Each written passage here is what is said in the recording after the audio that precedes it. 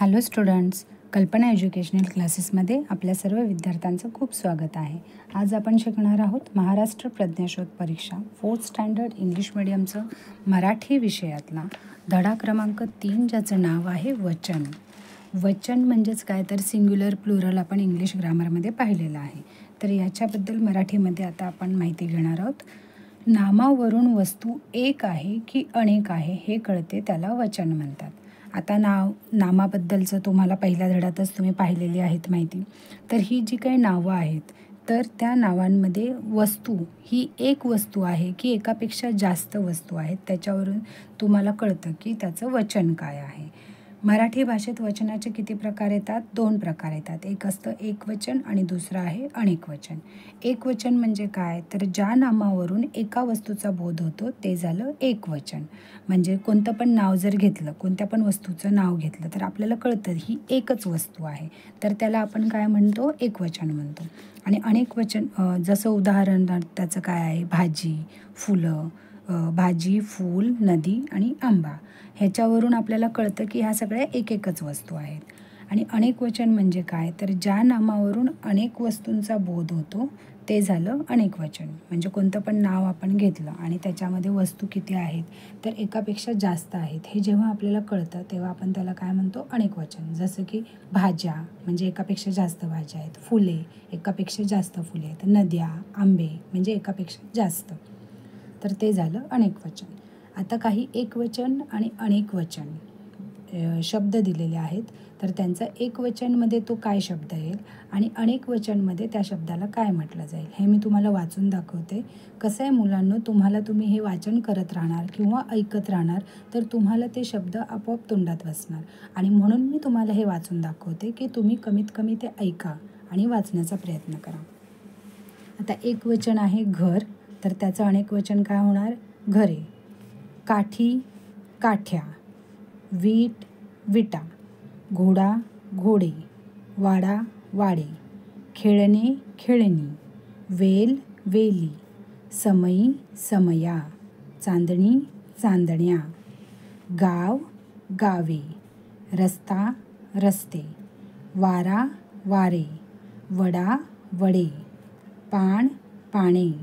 मडके, मडकी. बी, बिया. भाकरी, भाकऱ्या. विहीर, विहिरी. केळे, केळी. पाखरू, पाखरे. खेडे, खेडी. होडी, होड्या. गाणे, गाणी. डब्बा, डब्बे. झाड, झाडे. पोळी, पोळ्या. ससा, ससे.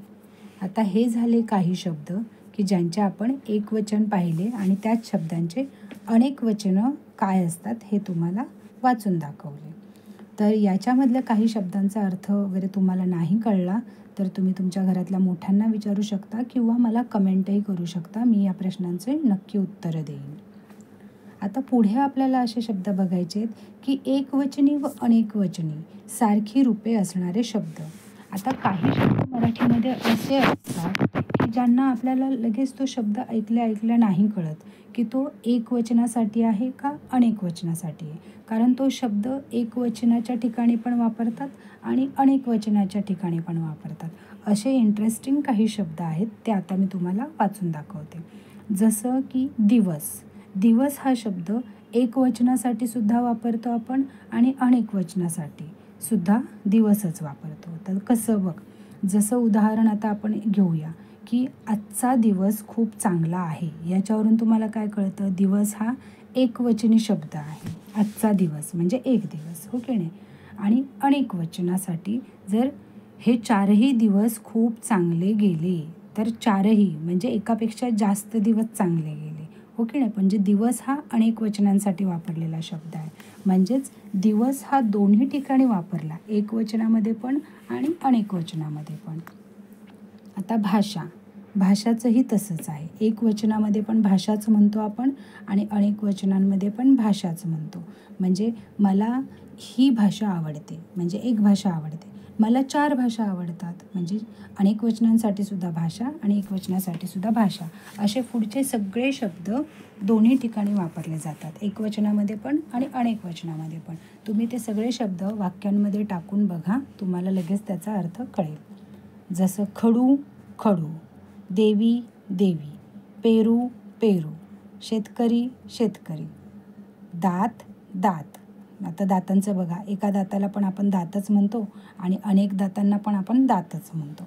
वाघ वाघ, दिशा दिशा, लाडू लाडू, महिला महिला, मार्ग मार्ग, गुरु गुरु, शाळा शाळा, हत्ती हत्ती, कागद कागद, मित्र मित्र, वस्तू वस्तू, कोळी कोळी, वार वार, चेंडू चेंडू, हात हात. आता हातांच्या बाबतीत पण बघा, आपण एक हाताला पण हातच म्हणतो आणि 2 हाताला पण हातच म्हणतो. केस केस, सैनिक सैनिक. आता आपण एक सैनिक आला तरी सैनिकच आला म्हणतो आणि अनेक सैनिक आले तरी सैनिकच म्हणतो. अशा प्रकारे हे इंटरेस्टिंग शब्द तुम्हाला आज वाचून दाखवलेले आहेत. तुम्ही यांचा अभ्यास मात्र नक्की करा, कारण कसं असतं, जोपर्यंत तुम्ही हे सगळे शब्द वाचणार नाहीत, तुमच्या वाचनात येणार नाहीत, तोपर्यंत तुम्हाला यांच्यातला फरकसुद्धा कळणार नाही. तर त्यामुळे हे सगळे शब्द तुम्ही वाचत राहा, प्रॅक्टिस करत राहा आणि अशा प्रकारे वचन ह्या धड्याचं एक्सप्लेनेशन झालेलं आहे. पण याच पाठावर आधारित आपल्याला पुढे अनेक प्रश्न सोडवायचे आहेत. ते प्रश्न सोडवण्यासाठी तुम्ही पुढील भाग नक्की बघा. Thank you so much.